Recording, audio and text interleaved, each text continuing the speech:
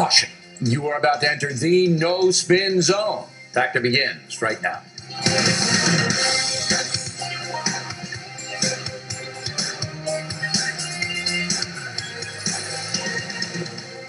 Hi, I'm Bill O'Reilly. Thanks for watching us tonight. Is the Obama administration losing the war on terror? That is the subject of this evening's Talking Points memo. 125 U.S. Special Forces have evacuated the country of Yemen because terrorists there are running wild. Last September, President Obama called Yemen a success story in fighting the war on terror. Obviously, things have changed. Tunisia. Authorities have arrested more than 20 suspected terrorists after 23 people were massacred in the capital city of Tunis. In Libya, terrorists affiliated with ISIS are battling to control the country because there is no central authority there. Syria. ISIS controls thousands of square miles, trying to depose the Assad regime. More than 200,000 people have been killed in the Syrian conflict. And finally, in Iraq, at least 19 people were killed today after 3 separate terror bombs exploded in Baghdad. That country is now seeing fighting between ISIS and Iranian-backed militias. Total chaos in Iraq. So you can see that President Obama's policy of non-engagement in the Middle East is a disaster. Tomorrow, the president meets with the president of Afghanistan, who is pleading with him to leave a substantial American force in that country in order to keep the Taliban terrorists from taking over. Mr. Obama is expected to grant that request.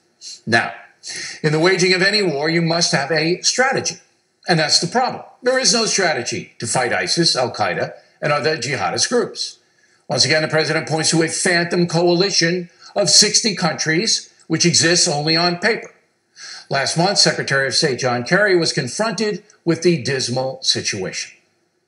Are we winning right now? Are we actually winning in our goal of diminishing and eventually destroying ISIS? Well, I believe we are on the road to. Yes, I absolutely do. And I think the evidence is not in my saying it, but it's in the facts of what is happening. Well, Mr. Kerry's living in a dream world if he thinks that ISIS and the other jihadists are close to being defeated. And so the president has only Iran as a possible victory. The deadline for the latest nuclear weapons negotiation is next week. And Mr. Obama wants the framework of a deal. No question about it.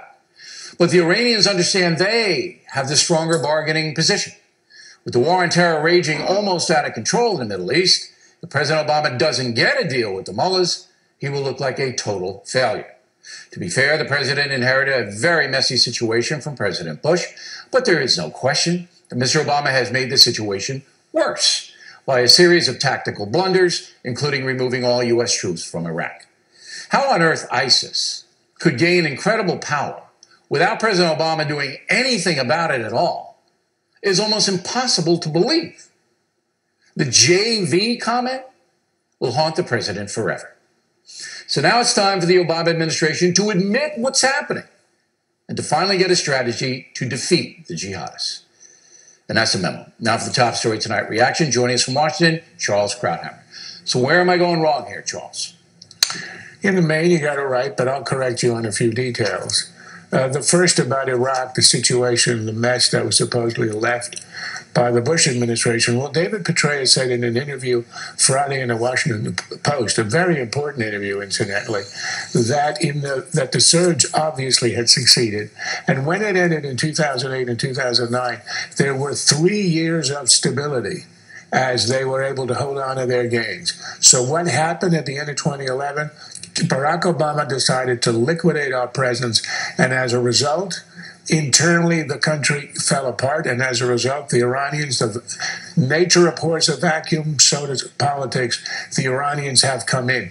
When you heard the CIA director early in your talking points mention the fact that ISIS is being slowed or stopped or stymied in Iraq, well, that is not by us. That is by Iran. Iranian troops, Iranian commanders, Iraqi Shiite militias, which are under the control of the Iranian commanders. Qasem Soleimani, who is the head of the Revolutionary Guard. And as the foreign minister of Saudi Arabia said, Iraq is being handed over into the hands of Iran. That's the That's the Obama policy. He That's does next, have a policy. right. Iraq will be a sphere of influence for Iran. But you would have to think that either the president of the United States doesn't understand what's happening in the Middle East, or he doesn't care. There can't be any middle ground. He just doesn't understand it, or he doesn't care that the place is going up in flames. What do you think it is? Well, he does have a very strange serenity about the meltdown, the fact that we are being driven out of our last redoubt in Yemen. We had to evacuate the embassy in Yemen only a week ago, the air base, the last troops today. We had to evacuate Libya a few months ago, that Iran is now taking our place in Iraq. He does have this sort of strange detachment. But I think he thinks, this is against reality and against what everybody in the region is thinking, that he is a strategic genius and that the Iran nuclear deal is not just intended, as you were implying, as a distraction from the failure in the war on terror, but it is a solution to our losing the war on terror. He thinks that he is going to do a Nixon to China. He is going to be the man to develop the entente, the understanding, the condominium with Iran to run the Arab Middle East. We will join with them. We're going to recognize their presence, their dominance in Iraq, in Syria, in Lebanon, and now in Yemen, and that will be the reward for having cut a deal with us on nuclear weapons. But that's impossible, because if that were ever to become true, we would alienate all of the Sunni nations, like Saudi Arabia, but that's exactly the Emirates, what he's doing. all of the nations that are Egypt, that are allied now with the United States. President Obama would betray all of them by giving Iran more power. But wait. But surely he has to know that if what you're saying is true, if his vision is, I'm going to sign a deal with Iran on nukes, it's going to be favorable to Iran, and they're going to give me equal partnership in running the Middle East, if he thinks that could ever happen, that's insanity. That's not bad policy. That's insanity. Well, you talk to anyone from Saudi Arabia, from the Emirates, from Egypt, of course the Israelis, anybody in the region, and they're the ones who are saying what I'm saying, that they are being betrayed. So crazy. It's so crazy if that were to be true. I mean, I'm sitting here going, I can't believe that a president of the United States would think that kind of change of balance of power in the Middle East wouldn't result in maybe World War III. But this is exactly what he's doing in the region. This is exactly why the Gulf Arabs have their hair standing on end and on fire. They are being betrayed. They know it. They're looking for allies. And ironically, they're now in a de facto alliance, Egypt, the Gulf states, the Jordanians, with Israel, because all of them are looking at the White House. They're looking at the strategic genius in the White House, who incidentally said a few months ago, I don't need a Georgia Kennan. He's going to be the great strategist. And like you, they are aghast at what he's doing, thinking that somehow he's going to pacify the Middle East as a partner of Iran. But that's what we are seeing in front of our eyes. Well, if that's true, that is just absolutely off the chart. I mean, look, we're speculating here. Charles and I are speculating here. But there is unbelievable turmoil right now in the Middle East in almost every single country. And that's a fact. Last word.